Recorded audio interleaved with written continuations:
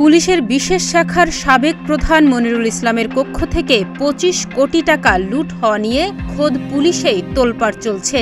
গত ৪ আগস্ট ছাত্র জনতার আন্দোলন দমাতে সাবেক প্রধানমন্ত্রী শেখ হাসিনার কাছ থেকে নগদ প্রণোদনা হিসেবে এই অর্থ এনেছিলেন মনিরুল। এসবি সূত্র জানায়, বৈষম্য বিরোধী ছাত্র জনতার আন্দোলন যখন তুঙ্গে, ওই সময় আন্দোলন দমন পীড়নের কাজে প্রণোদনা ও খরচ হিসাবে ৪ আগস্ট শেখ হাসিনার কাছ থেকে ২৫ কোটি টাকা নেন মনিরুল। পুরো টাকায় তার অফিস কক্ষে রাখা ছিল। ৫ আগস্ট থেকে মনিরুল অফিসে যাননি। বিশেষ শাখার বিশেষ পুলিশ সুপার এবং এসবি প্রধানের স্টাফ অফিসার পুরো বিষয়টি অবগত ছিলেন। তারা বিষয়টি জানান বিশেষ শাখার অতিরিক্ত ডিআইজিকে। পরে ৩ জন মিলে পুরো অর্থ লুট করে নেন বলে অভিযোগ উঠেছে। এদিকে অর্থ লুটের সময় তারা স্বপ্রণোদিত হয়ে গুরুত্বপূর্ণ ডকুমেন্ট আছে উল্লেখ করে ৫ আগস্ট শেখ হাসিনা পালিয়ে যাওয়ার পরপরই এসবি প্রধানের অফিস কক্ষ, তার বেইলি রোডের বাসা এবং সিটি এসবি অফিস কক্ষে তালা ঝুলিয়ে দেন। ৬ আগস্ট কৌশলে এসবি কার্যালয়ের সকল সিসিটিভি ক্যামেরা বন্ধ করা হয়, কেটে দেওয়া হয় ইন্টারনেট ও ডিশ লাইন। ৬ আগস্ট থেকে ১২ আগস্ট পর্যন্ত সময়ের মধ্যে এসবি প্রধানের কক্ষ থেকে পুরো অর্থ বের করে নেওয়া হয় বলে সংশ্লিষ্টরা জানিয়েছেন।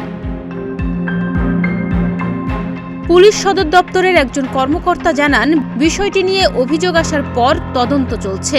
তদন্ত প্রতিবেদন পাওয়ার পর ব্যবস্থা নেওয়া হবে। এ ঘটনায় পুলিশ সদর দপ্তরের একজন ডিআইজির নেতৃত্বে উচ্চ পর্যায়ের তদন্ত কমিটি গঠন করা হয়েছে। তবে এ বিষয়ে পুলিশের দায়িত্বশীল কোনো কর্মকর্তা মন্তব্য করতে রাজি হননি।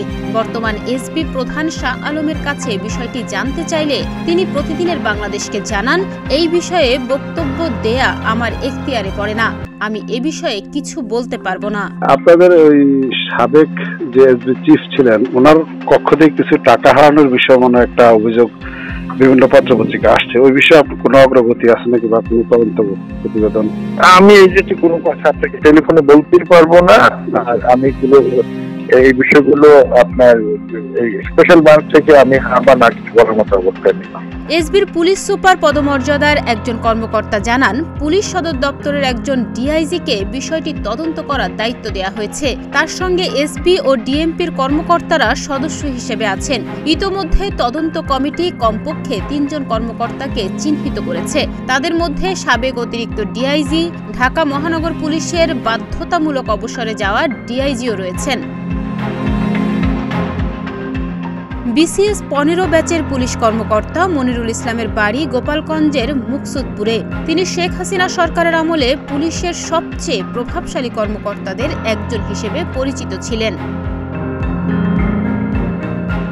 গত ১৩ আগস্ট স্বরাষ্ট্র মন্ত্রণালয়ের জননিরাপত্তা বিভাগ থেকে প্রকাশিত প্রজ্ঞাপনে তাকে বাধ্যতামূলক অবসরে পাঠানো হয়। তার আগের দিন মনিরুলকে এসবি প্রধানের পদ থেকে সরিয়ে পুলিশ সদর দপ্তরে সংযুক্ত করা হয়।